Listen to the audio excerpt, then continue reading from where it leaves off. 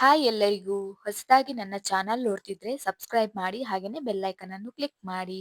Mangaluru special ಕೋಳಿ ರೊಟ್ಟಿ ಯಾರಿಗಿಷ್ಟ ಇಲ್ಲ ಹೇಳಿ. ಮಂಗಳೂರು ಸ್ಟೈಲ್ ಅಲ್ಲಿ ಕೋಳಿ ಸಾರು ಸಿಂಪಲ್ ಆಗಿ ಮಾಡೋದನ್ನ ಹೇಗಂತ ನೋಡುವ ಬನ್ನಿ.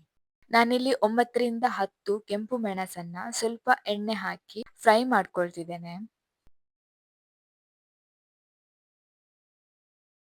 ಇಷ್ಟು ಫ್ರೈ ಆದ್ರೆ ಸಾಕಾಗ್ತದೆ.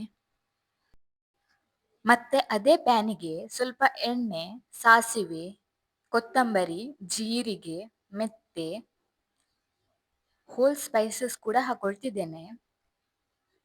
ಇದನ್ನ ಸರಿಯಾಗಿ ಫ್ರೈ ಮಾಡಿ ತೆಗೆದಿಟ್ಕೊಂಡಿದ್ದೇನೆ.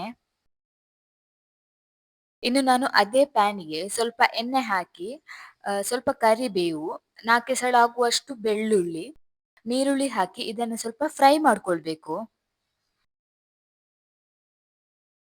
ಇಷ್ಟು ಕಲರ್ ಬರುವ ತನಕ ಫ್ರೈ ಮಾಡಿದ್ರೆ ಸಾಕಾಗ್ತದೆ. ಇನ್ನಿದಕ್ಕೇನೆ ನಾನು ಸ್ವಲ್ಪ ತುರಿದಿಟ್ಕೊಂಡಂತಹ ತೆಂಗಿನ ತುರಿ, ಸ್ವಲ್ಪ ಅರಶಿನ ಹಾಕಿ ಸ್ವಲ್ಪ ಫ್ರೈ ಮಾಡ್ಕೊಳ್ತಿದ್ದೇನೆ ಅಷ್ಟೇ. ಎಲ್ಲಾ ಫ್ರೈ ಮಾಡಿದ ಮಸಾಲೆಗಳನ್ನ ಮಿಕ್ಸರ್ ಜಾರಿಗೆ ಹಾಕೊಳ್ತಿದ್ದೇನೆ. ಇದಕ್ಕೆ ನಾನು ಸ್ವಲ್ಪವೇ ಸ್ವಲ್ಪ ಹುಳಿ ಹಾಕೊಳ್ತಿದ್ದೇನೆ. ಇನ್ನು ಫ್ರೈ ಮಾಡಿದ ಎಲ್ಲ ತೆಂಗಿನ ತುರಿಯನ್ನು ಕೂಡ ಹಾಕೊಳ್ತಿದ್ದೇನೆ. ಇದಕ್ಕಿನ್ನು ಸ್ವಲ್ಪ ನೀರು ಹಾಕಿ ಗ್ರೈಂಡ್ ಮಾಡ್ಕೊಳ್ಬೇಕು. ಮಸಾಲ ಇವಾಗ ರೆಡಿ ಆಗಿದೆ.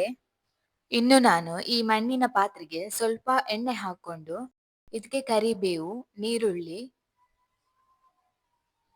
ಟೊಮೆಟೊ ಹಾಕಿದನ್ನ ಫ್ರೈ ಮಾಡ್ಕೊಳ್ಬೇಕು. ಇದು ಫ್ರೈ ಆದ ನಂತರ ಇನ್ನು ಇದಕ್ಕೇನೆ ನಾನು ತೊಳೆದು ಕ್ಲೀನ್ ಮಾಡಿ ಇಟ್ಟಿದ್ದಂತಹ ಕೋಳಿಯ ಮಾಂಸವನ್ನ ಹಾಕೊಳ್ತಿದ್ದೇನೆ. ಇದಕ್ಕೆ ಬೇಯಲಿಕ್ಕೆ ಎಷ್ಟು ಬೇಕೋ ಅಷ್ಟು ಉಪ್ಪು ಕೂಡ ಹಾಕೊಳ್ತಿದ್ದೇನೆ. ಇದಕ್ಕೆ ಸ್ವಲ್ಪ ಅರಶಿನ ಹಾಕೊಂಡು ಇನ್ನು ಇದನ್ನ ಚೆನ್ನಾಗಿ ಮಿಕ್ಸ್ ಮಾಡಿ ಬೇಯಲಿಕ್ಕೆ ಇಡುವ.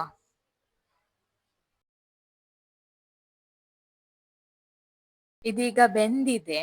ಇದಕ್ಕೆ ನಾವು ಮಾಡಿರುವಂತಹ ಮಸಾಲೆಯನ್ನ ಹಾಕೊಳ್ಳುವ. ಇನ್ನು ಇದಕ್ಕೆ ಸಾರಿಗೆ ಎಷ್ಟು ಬೇಕು ಅಷ್ಟು ನೀರು ಹಾಕೊಂಡು ಚೆನ್ನಾಗಿ ಮಿಕ್ಸ್ ಮಾಡಬೇಕು. ಇನ್ನಿದಕ್ಕೆ ಮುಚ್ಚಳ ಮುಚ್ಚಿ ಕುದಿ ಬರುವ ತನಕ ಬಿಡುವ. ಇದೀಗ ರೆಡಿ ಆಗಿದೆ. ಇದಕ್ಕೆ ಸ್ವಲ್ಪ ಕೊತ್ತಂಬರಿ ಸೊಪ್ಪಿಂದ ಗಾರ್ನಿಶ್ ಮಾಡುವ. ಮಂಗಳೂರು ಸ್ಟೈಲ್ ಕೋಳಿ ಸಾರು ರೆಡಿ.